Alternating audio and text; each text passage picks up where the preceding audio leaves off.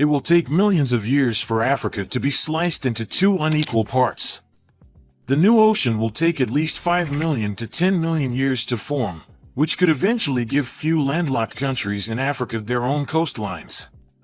Now, assuming that millions of years down the line, nation-states will still exist in the form they do now, here's what we expect would happen.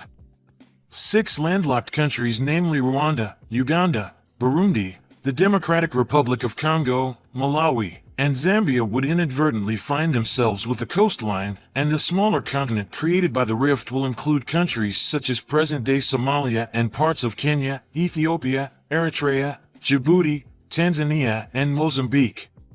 But according to geologists, the smaller of the emergent continents may drift away from the rest of the continent.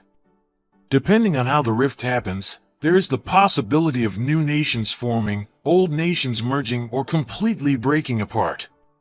Geologists predict that Madagascar will itself break apart into smaller islands.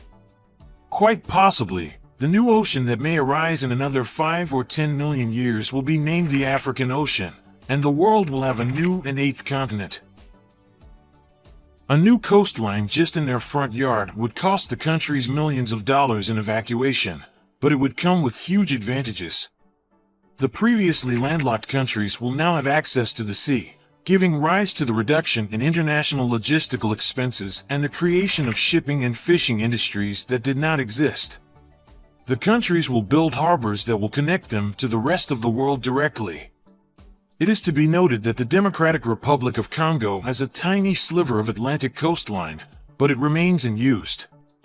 Congo, Uganda, Rwanda, and Burundi have largely relied on Kenya's Indian Ocean port of Mombasa and Tanzania's port of Dar es Salaam for their sea freight and transportation.